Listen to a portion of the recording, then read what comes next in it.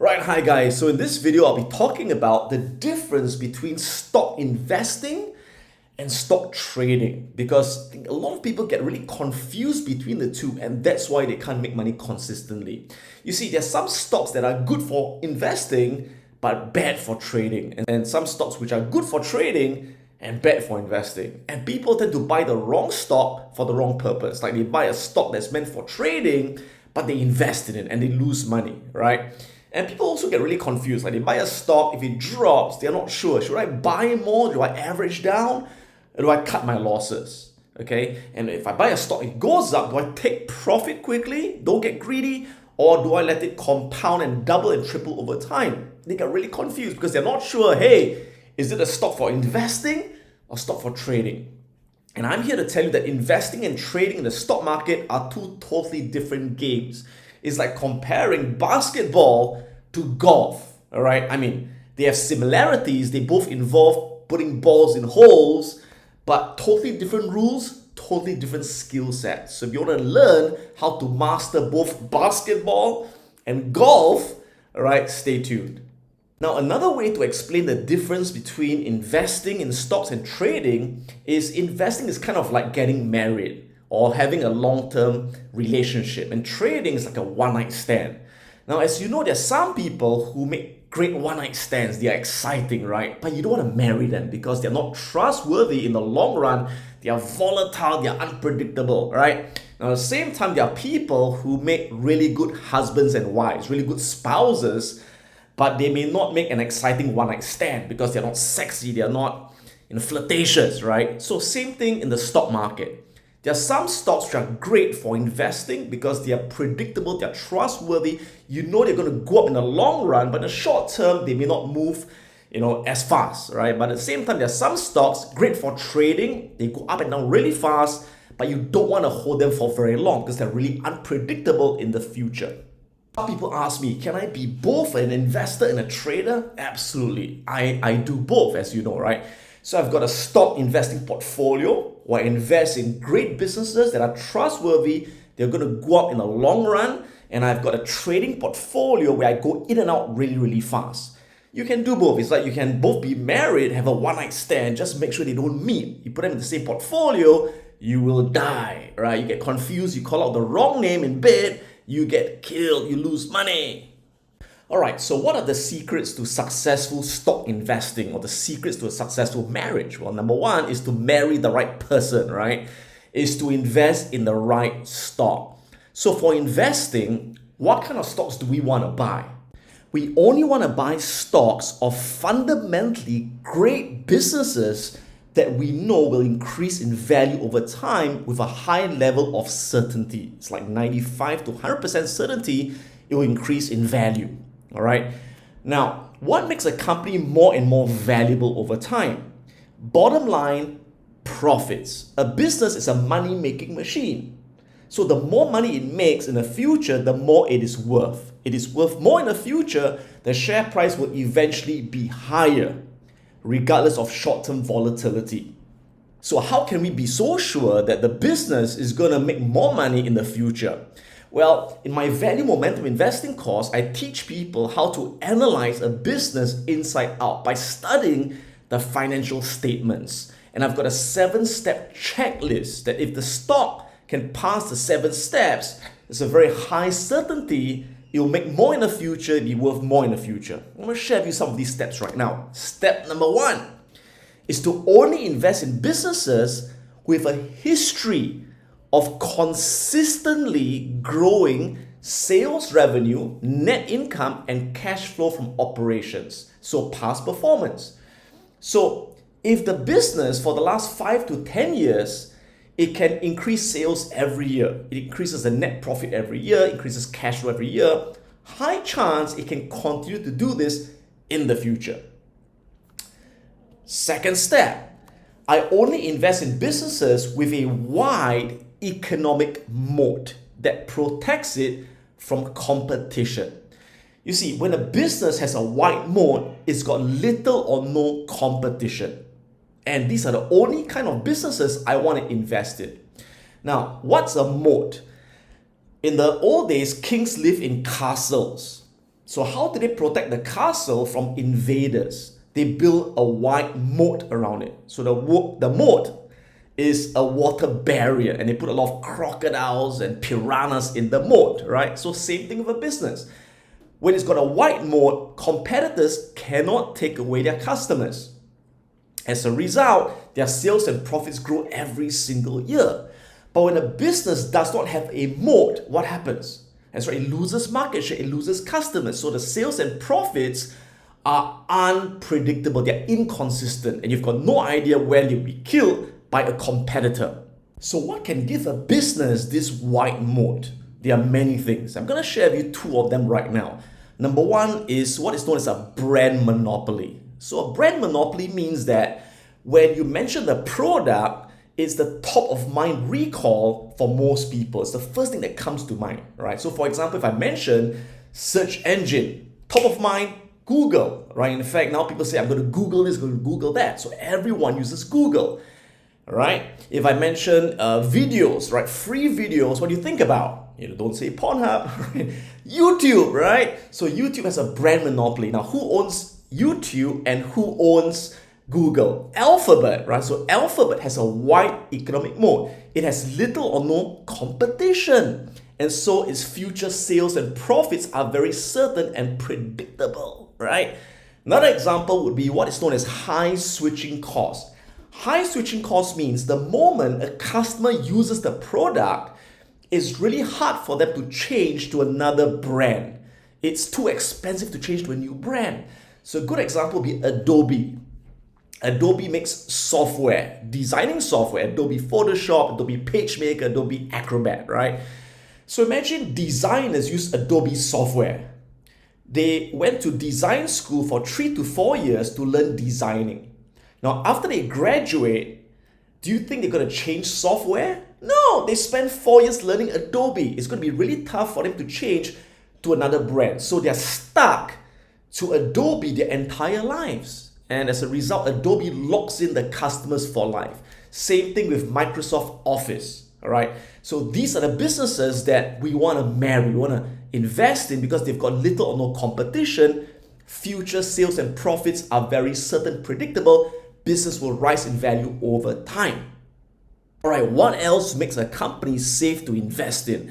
Number 3, we only want to invest in companies with very low debt. They have very, very conservative debt and a lot of cash on the balance sheet so that in the future, if they go through a recession or a pandemic, when their competitors die, they won't die because they've got a lot of cash and no debt. See, it's really hard for a business to go bankrupt if there's no debt, right? So in a recession, guess what? These businesses get stronger and stronger because they've got all the cash, got no debt, and they're able to buy up their competitors and emerge from the recession even stronger. And these are the businesses I invest in. So you can see that choosing a stock for investing is like choosing someone to marry. When you're choosing someone to marry to bring home to your parents, what are you looking for? You're not so much interested in, sexiness and all that, although that's important, right? We are more interested in the person's fundamentals, right? The person's values, they're intelligent, they're honest, they're hardworking, they're a good person inside. So same thing with the business. All right, time for a pop quiz. I'm going to throw some stocks at you and you tell me if these stocks are good for marriage or one-night stands, right? Ready? Number 1, Tesla. Is Tesla a stock you would invest in or only for a short-term trade? Think about it. And the answer is Tesla is only for a short-term trade. Tesla's a company I would never dare to invest in. Why? Because it is unpredictable, it is uncertain in its future, right? There's too many variables and it fails the first 3 steps. If you look at the last couple of years, it does not have consistent cash flow from operations. In fact, cash flow from operations is negative on certain years. It doesn't make increasing consistent profit. In fact, certain years it loses a lot of money. All right. Does it have a wide economic moat? No. Tesla has got a lot of potential competitors. There's so many car manufacturers that could compete with Tesla in the future. So high competitive environment. Yeah. Next, Tesla has got high levels of debt, and it's really dangerous because it could go bust if they can't manage their debt. So once again, Tesla may be great for short-term trade, but not for long-term investment. Okay? Next, how about United Airlines or any airlines for that matter? All right. So do airlines make good investment? The answer is no, right? You should never invest in industries like airlines, like manufacturing, like energy, like oil and gas. No. Why? Because these businesses do not have a wide economic moat. Remember, wide moat means little or no competition. Airlines have a lot of competition. Oil and gas companies have a lot of competition. So when there's a lot of competition, what happens? Sales and profits are not predictable. Profit margins are very low. Sales are inconsistent. Really dangerous for investing. All right, next one. You ready? Facebook. That's a controversial one. Facebook. Is it good for investing or only for trading? The answer is Facebook is great for investing. One of the core stocks in my investment portfolio. Why? Number one, every single year for the last 7 to 8 years, it has grown sales every year, net profit, and cash flow from operations. It's really a consistent performer. Next, does it have a wide economic moat? Yes. All right. It has a brand monopoly. When you think of social media, what do you think about? WhatsApp. WhatsApp is owned by Facebook. You think of Instagram. Instagram is owned by Facebook. You think of Facebook, which is owned by Facebook, right? Of course, you've got Twitter, you've got Snapchat, you've got TikTok, but they're pretty insignificant, right? Facebook is the brand monopoly, and they have got what is known as a network effect. The more people that use Facebook, the more people want to use Facebook because everyone's using Facebook. It's got high switching costs. Once you're there, your friends are there, your memories are there, your photos are there, it's really hard to transfer something or transfer it to a different social media platform, right? Most importantly, Facebook has little or no debt. It's got hardly any debt, and it's got obscene amount of cash on the balance sheet, right? So there you go, Facebook. What you need to know is that out of thousands of stocks in a stock market, less than 1% of them are investable. So for example, in the US, there are about 8,000 stocks. Less than 50 of them are safe enough to invest in. All right. So in the value momentum investing course, I teach you how to find and identify the top 1% of stocks in the world that are investable. And if you're too lazy to do it yourself, we have got the ultimate investor's playbook where I do it for you and I show you my portfolio live, and you can see exactly what I'm investing in every single day. All right, it's a no-brainer approach to really building your wealth. All right, now to be a successful investor, knowing what to buy is not good enough. You have to know exactly when to buy it. See, a great business can be a bad investment if you buy it at the wrong time, if you pay too high a price for it. But a great business can be a fantastic investment if you pay a low enough price for it. So you only want to buy a stock of a great business only when the share price is significantly undervalued, which means the share price is selling way below the true intrinsic value of the company. All right. Remember, when you select a great business, you are confident, you are certain that it will increase in value over time. So this green line represents the intrinsic value. But in the short term, the share price doesn't always reflect the true value. Because in the short term, share prices are driven by market manipulation, driven by news, driven by emotions, right? So whenever there's good news, whenever times are great, people start buying, the share price goes up. Yes, going up, fantastic. But guess what? Eventually, there's going to be bad news. Trade war, pandemic, crisis, scandal. People panic and they sell. What happens? Share price goes, oh wait, oh my God, we're going to die, oh my God.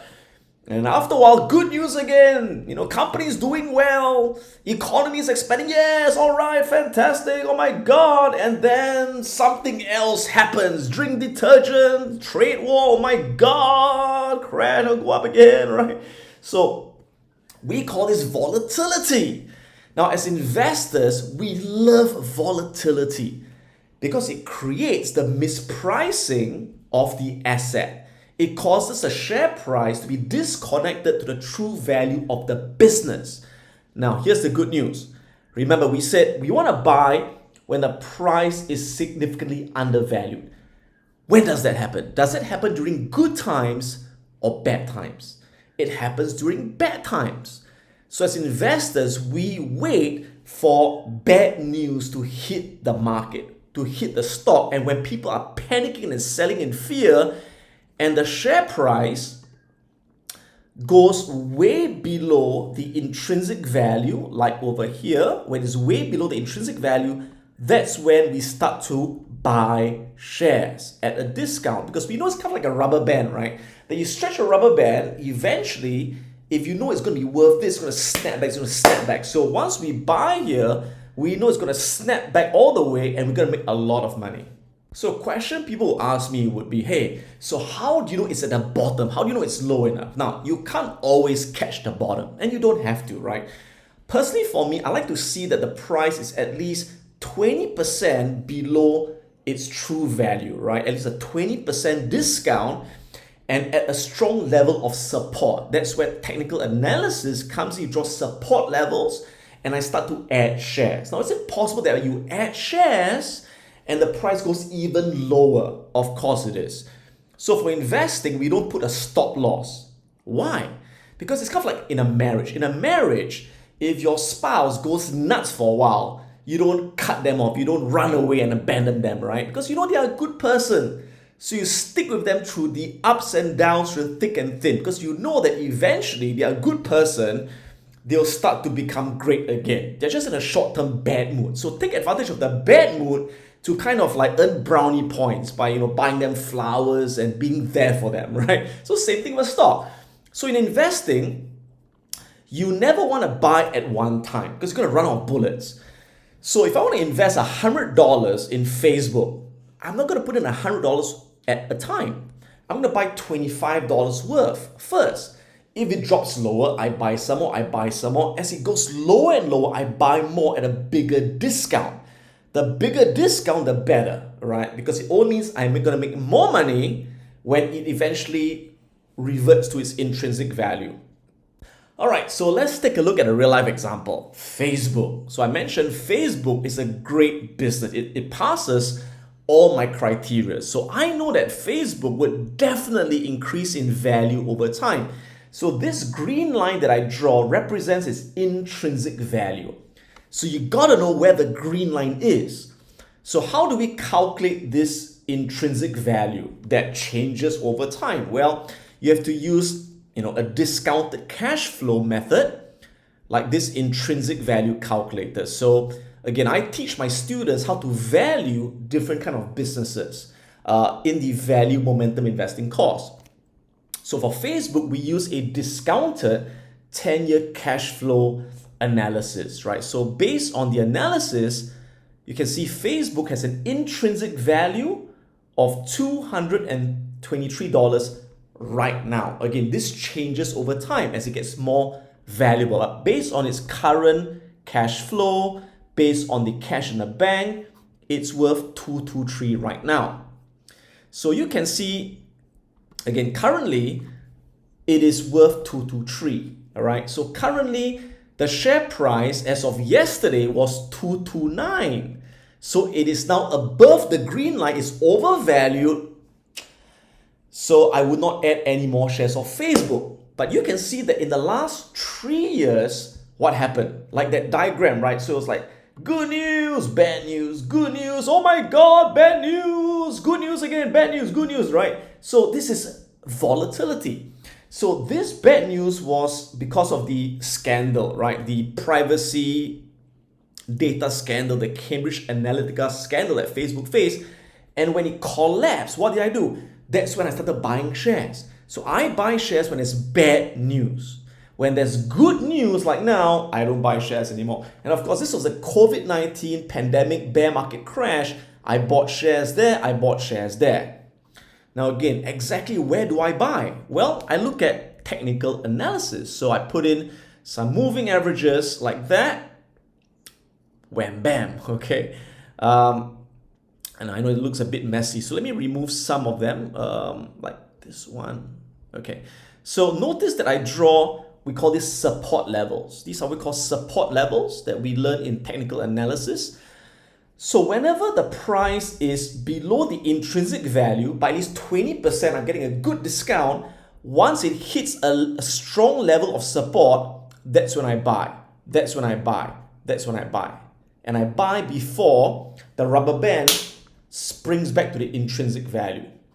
Now, besides looking at support levels, you can also use moving averages, right? So this is a short-term moving average like the 2040 EMA.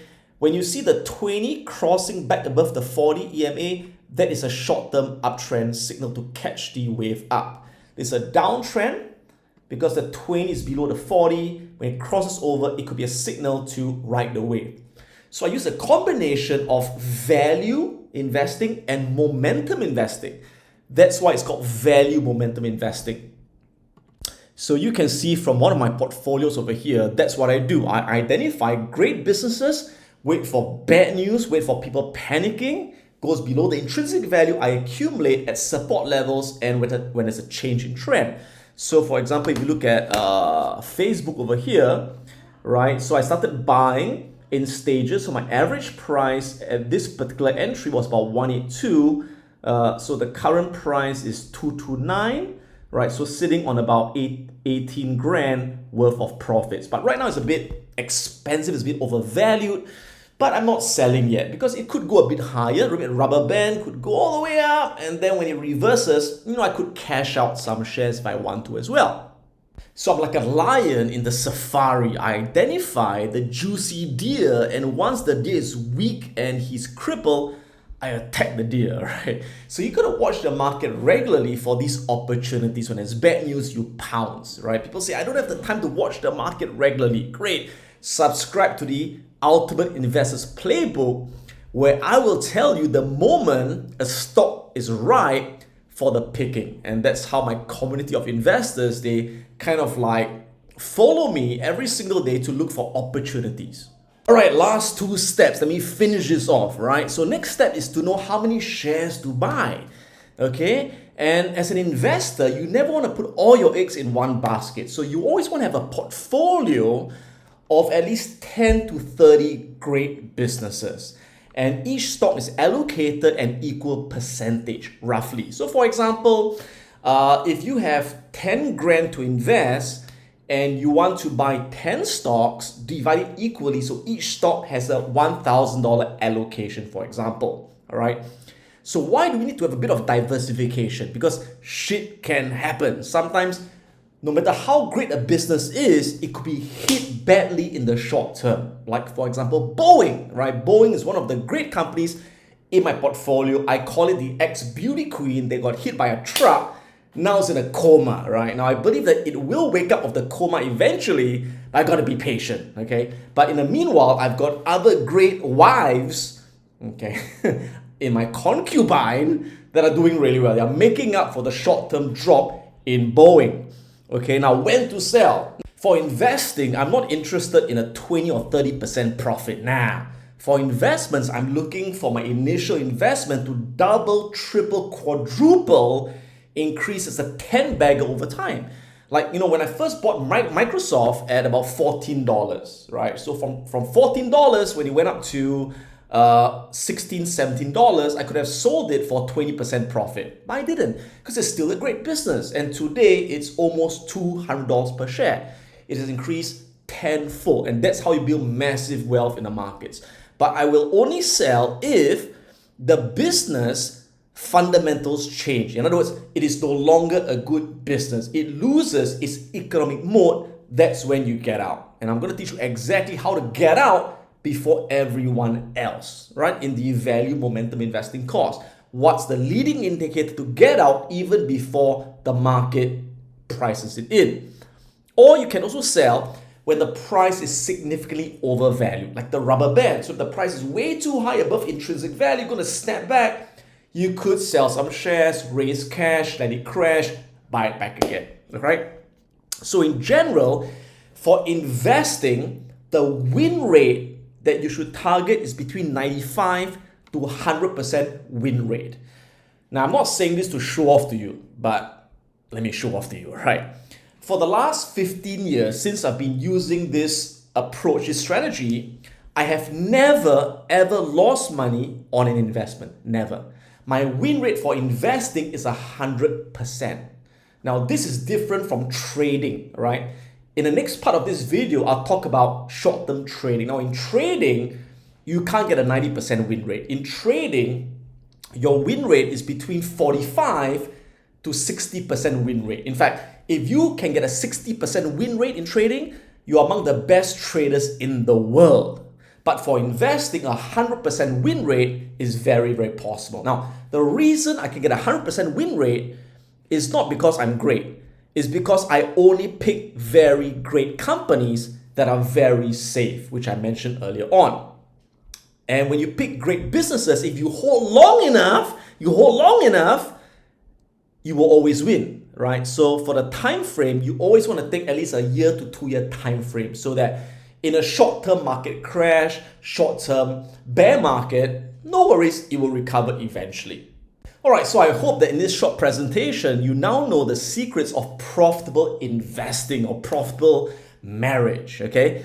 In the next part of this video, I'll be talking about profitable stock trading, which is a totally different game. How to be great at one-night stands and make quick short-term profits with one-night stands. So I'll see you in part 2 of this video. May the markets be with you. So if you want to be the first to get my next video on YouTube, do click the subscribe button right now. If you want to check out my online courses, go on to piranhaprofits.com where you can enroll in our professional Forex, stock trading, options trading, and value momentum investing courses where you're going to learn how to trade like a professional and generate an income anywhere in the world. If you would like to come to Singapore to attend my live classes, Wealth Academy, go on to wealthacademyglobal.com. It's Adam Khoo, and may the markets be with you.